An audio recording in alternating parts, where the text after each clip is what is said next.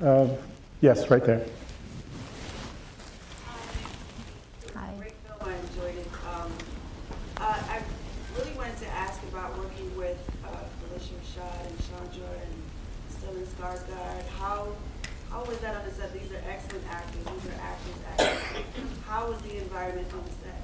And would you ever consider doing something like what Tyler does with Lionsgate, where you have people like yourself who can just go to like a Lionsgate and say, look, you can work out a deal with us and distribute our films. I mean, it works with Tyler. Why not use that model for the rest of us? You, Denzel, Will, do the same thing. Let's start with working with start with working with the actors on the set.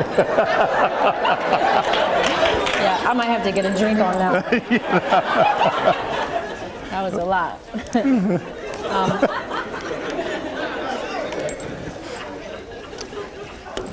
I think I'm gonna go backwards because I remember that first. Okay.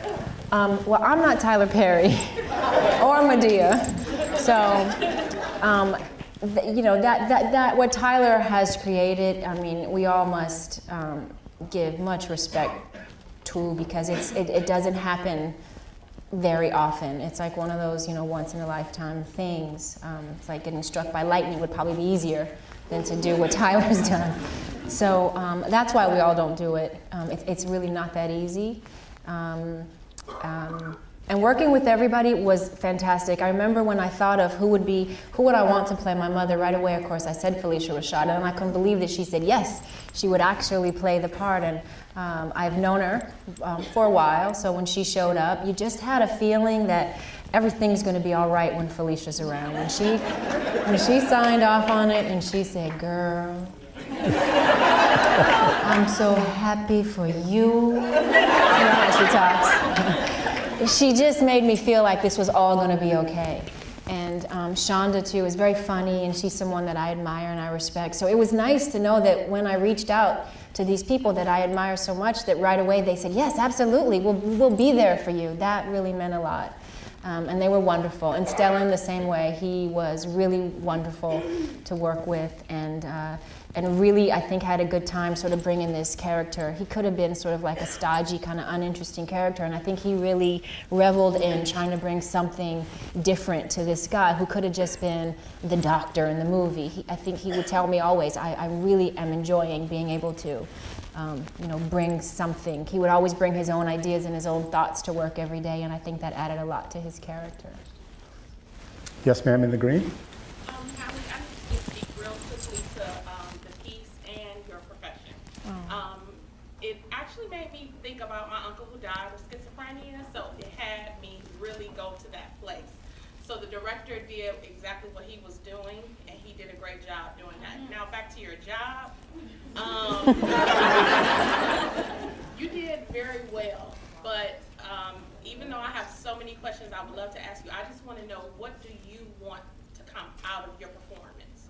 What do you expect to come out of this? And you can be honest, it's just us.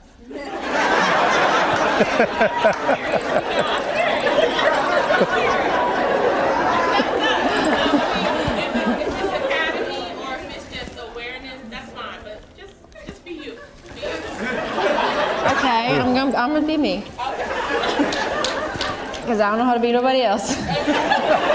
For real.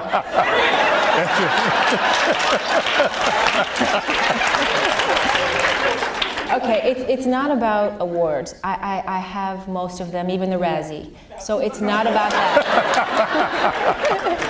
It's not really about that for me at this point. At this point, for me, it's about being able to bring to the screen something that is meaningful to me. I got to be challenged. I don't often get roles like this, honestly, that I get that challenge me like this as an artist, to go to new places, to risk, like really risk. I mean, this could be really bad if not done right, or if not done with the right tone. So it was a risk, and so therefore it made it attractive to me. And what I want for it is, I want hopefully for this to continue open doors for women of color, for us to be able to say, look what we can do if given an opportunity. I want some attention to be brought to this this condition of multiple personalities, because people are suffering. They still suffer from this, and I think it's an interesting subject to sort of look at. And I want, at the end, for people to leave feeling like this woman, she triumphed. I love characters who are dealing with a lot, and it seems like they could be victims, but instead they choose not to be victimized, and they choose to triumph and rise above it. Those are the things that I love about movies like this. And that's my hope for the movie, and I hope it finds a home and people will actually go and see it and start a dialogue about it. That's what I really hope will happen. Yeah, it really, really was a brave performance. I think that's a good word for it. I'm trying to find, there's a young man, I'm trying to find the guys. I was like, I just like to know, what are you working on next? What school I'm going to send my daughter to. That's my next big project. And that's a project in LA, figuring out what preschool she's going to go to. Movie-wise, I just did a movie for the Farrelly Brothers, a little short film. And I'm going to do a movie probably in the summer with the Wachowskis, not brothers anymore, but the Wachowskis. A really interesting movie that's going to also, sort of what they did The Matrix, sort of what they did for The Matrix. They have another really amazing idea that's sort of going to stretch our brains even further. And so I'm really excited about that. That's probably going to be in the summer. And that's with Tom Hanks and Natalie Portman. yes, ma'am, right here in the black. Yes. Hi, I'm Stephanie Garrett. Hi, Stephanie. I want to ask you a question as an actor. In shaping your character, what part of that was your decision, and what part of that was the director's decision as to how the character came into being? Like, what part of was your choice as opposed to the director's choice? Well, honestly, by the time the director got involved, I'd been living with it for a long, long time and had done a lot of research over the years. I got to research it slowly, if you will. But what I thought he brought to it, which was very important, was he was always my eyes, because I said to him in the beginning, my goal is to not overact this thing. It's easy to do that. There's a real seduction to do that, and it's sort of written in the material. So I would always tell him, just be the eyes and just don't let that happen. If you see, me going that way, just, say, come on back, come on, let's not. We decided not to do that. So he was really good at keeping it subtle and making sure I kept it subtle and true to what I had discovered about the people who suffer from this. The gentleman in the white shirt. Yes. Mary, I really enjoyed how you pulled us into the period with the cars, with the music, with the costumes. That really made it very real for me. However, that was just one thing. Uh-oh. My fro? You didn't like my fro? Well, there's an area code that says 323, and that wasn't out of 73. That doesn't mean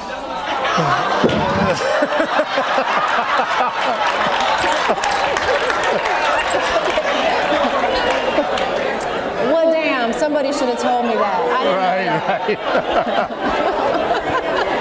that. Let's get researching and double check that. So.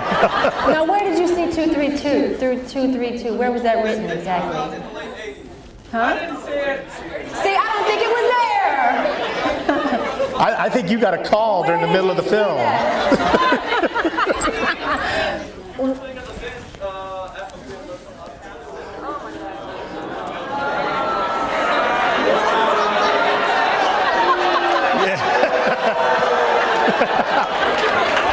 I think you got a job in continuity. Okay,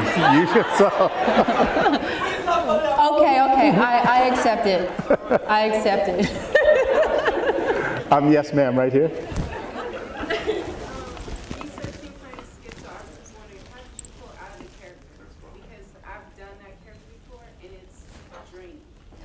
Really?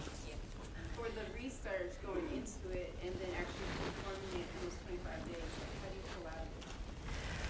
Repeat the question, please. She said how she's also performed this type of character, and she said, how do you do the research and then perform it for 25 days and pull out of the character, right? How do you not just live in it 24/7? Yeah, it's draining.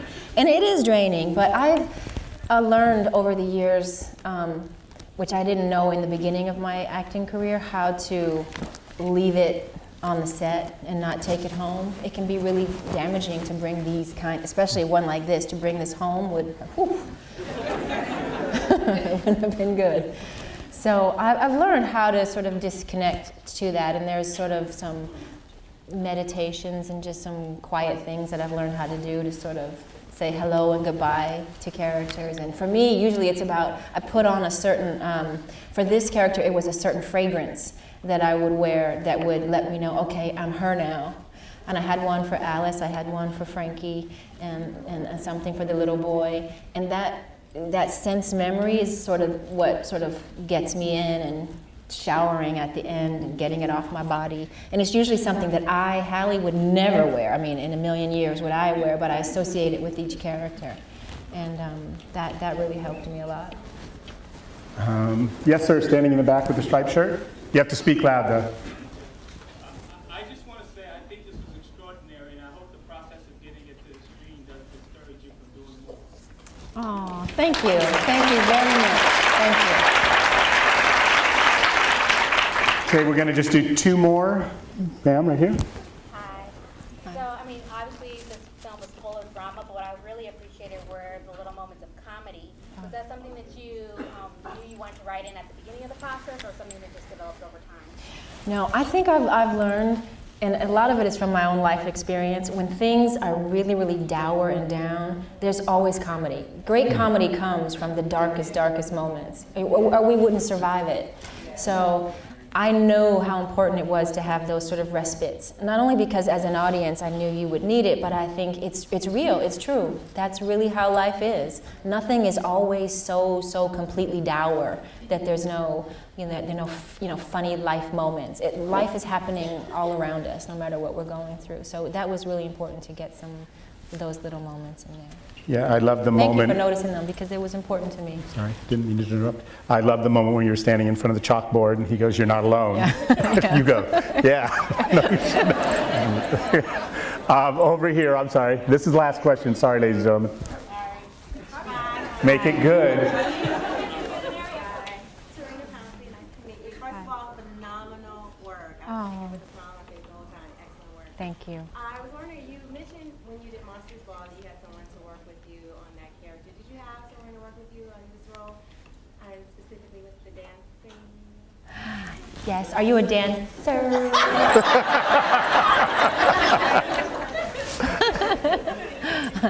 I did. I worked with the same choreographer that I worked with for introducing Dorothy Dandridge, and her name was Kim Blank. And I had just given birth, so it was a workout for me to try to do that scene. And she came in and helped me sort of dance, but also get it right for the time period, because it was really different. And not that I wasn't alive then, because I just was 10 and I really wasn't thinking about our culture in that way. So she helped me sort of get back to, the things we were doing back then, and that, wasn't really stripping, it was more go-go dancing that these kind of girls did, and times were a little more gentle, gentler then. So yeah. And yeah, I always work with, there's several teachers in this town that I still study with. Joanne Barron, I worked with a lot on this particular movie. Sometimes I work with, which I didn't work with on this movie, is Ivana Chubbuck. I worked with her on Monsters Ball. But this time I worked with Joanne Barron. She's one of my teachers. Well, I want to thank you for being with us again. Thank you. And to congratulate you. And then you guys, honestly, I'm going to hold you to, you've got to tell everybody about this film, okay? But just thank you from my heart for being here. I really, when I was having the screening, I didn't know if anybody would even show up. So I thank you from my heart for being. No, you never know. It's happened. It has happened. We will always be there. Thank you very much. Thank you again.